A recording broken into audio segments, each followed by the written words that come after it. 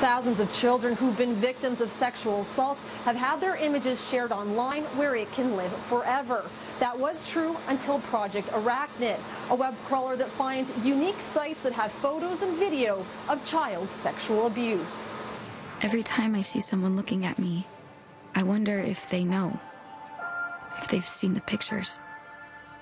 Sometimes it feels like I'm being abused over and over again. Project Arachnid has been successful in the last year in not only finding this explicit content, but also getting it removed promptly. For a long time, victims have been told once your images are out on the internet, there's no way to get them back. And while I wouldn't necessarily say that it's possible to get them all back, this project is certainly a good step in the direction of being able to reduce the amount of material that's traded. To help keep the project's fight against child pornography going, the federal government announced Wednesday it will give $4.1 million in funding to the Canadian Centre for Child Protection. Using Arachnid has proven to be far more efficient and effective than any other investigative method. In particular, the method of the difficult, traumatic process of having someone manually comb through this type of offensive material online. Every month, Project Arachnid detects 80,000 unique suspected images of child sexual abuse material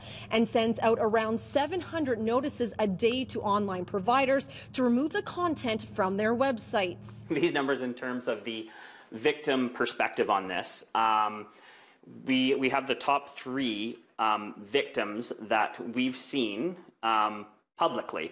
Now, two of these are unidentified victims. That is, law enforcement has not identified the child that we see in those images, and one of them is an actual identified victim. But these numbers are huge in scope. So the top one on the list has been seen about 8,400 times. We've sent removal notices all around the world to remove images of this prepubescent female who is being sexually assaulted. So how does the Arachnid team decipher photos or videos they find to determine what is child pornography? Analysts would view the content, and we would have a minimum of 3 analysts in to verify that that material meets the criteria to be sent as a notice for child sexual abuse material.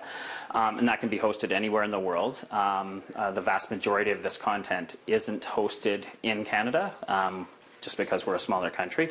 Many of those reports would go to the United States or to Europe and what have you. The Canadian Centre for Child Protection will receive the $4.1 million over the next 5 years. They will also get more than $93,000 to establish a survivors network. From Winnipeg, Cheryl Tasaskew, City News.